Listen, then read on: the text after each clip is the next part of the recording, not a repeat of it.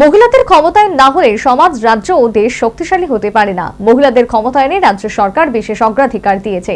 সেদিকে লক্ষ্য রেখে মহিলাদের ক্ষমতায়নে রাজ্য সরকার বিশেষ অগ্রাধিকার দিয়েছে। শুক্রবার আগরতলার স্বামী বিবেকানন্দ ময়দানের তৃতীয় রাজ্যভিত্তিক শহরে সমৃদ্ধি উৎসবের উদ্বোধনী অনুষ্ঠানে কথা বললেন মুখ্যমন্ত্রী মানিক সাহা। স্বসহায়ক দলে মহিলাদের বিভিন্ন উৎপাদিত সামগ্রী নিয়ে শুক্রবার থেকে শুরু হলো তৃতীয় রাজ্যভিত্তিক শহরে সমৃদ্ধি উৎসব। এদিন এই উৎসবের সূচনা করলেন মুখ্যমন্ত্রী মানিক সাহা। এদিন এই অনুষ্ঠানে বক্তব্য রাখতে গিয়ে মুখ্যমন্ত্রী বলেন, মহিলারা সমাজের চালিকা শক্তি, তাদের সম্মান দিতে হবে। প্রধানমন্ত্রী নরেন্দ্র মোদী মহিলাদের ক্ষমতায়নের উপর বিশেষ গুরুত্ব দিয়ে তাদের জন্য বেশ কিছু প্রকল্প চালু করেছে। সার্বিক অর্থে সবকা সাথ, সবকা বিকাশ এবং সবকা প্রয়াসকে যুক্ত করে কেন্দ্রীয় এবং রাজ্য সরকার রাজ্যে কাজ করছে। মুখ্যমন্ত্রী বলেন, রাজ্যে মহিলাদের ক্ষমতায়নের লক্ষ্যে রাজ্য সরকার সরকারি চাকরিতে মহিলাদের সংরক্ষণ, টিএসআর ব্যাটালিয়নে মহিলাদের নিয়োগ, গত বাজেটে মুখ্যমন্ত্রী কন্যা আত্মনির্ভর যোজনা নামে প্রকল্প চালু করা, গন্ডাতুইটা সরকারি ডিগ্রি কলেজে 50 আসন বিশিষ্ট ছাত্রী আবাস নির্মাণ করা হচ্ছে। মহিলাদের সুবিধার জন্য পিঙ্ক টয়লেটের ব্যবস্থা করা হচ্ছে। তাছাড়াও রাজ্যে 9টি মহিলা থানা চালু করা হয়েছে। তাছাড়াও মহিলাদের সুরক্ষার প্রশ্নে হেল্পলাইন চালু করা হয়েছে। মহিলারা যদি শক্তিশালী না হন তাহলে এই সমাজও শক্তিশালী হবে না, এই রাজ্যও শক্তিশালী হবে না এবং ভারতও শক্তিশালী হবে না।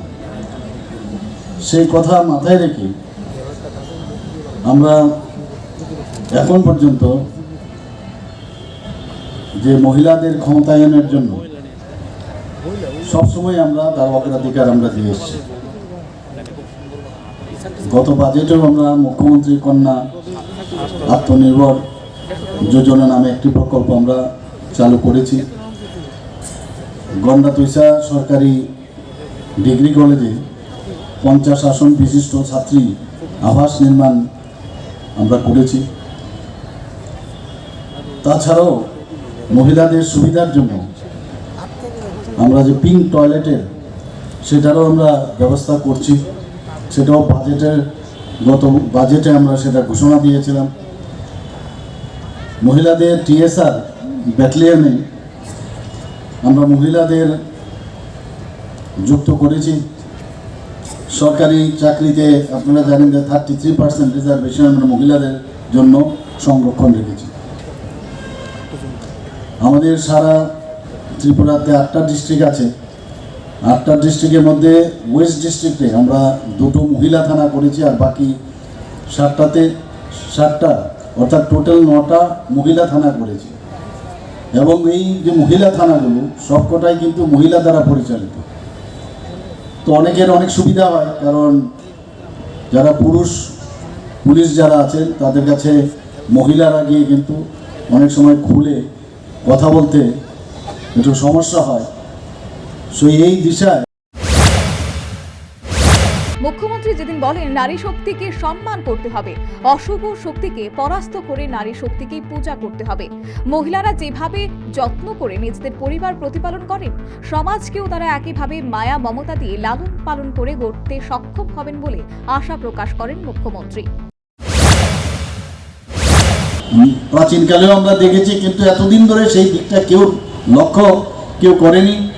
এবং আমাদের মাননীয় প্রধানমন্ত্রীজি বারবার এর জন্যই বলছেন যে মায়েদের আমাদের সম্মান দিতে হবে।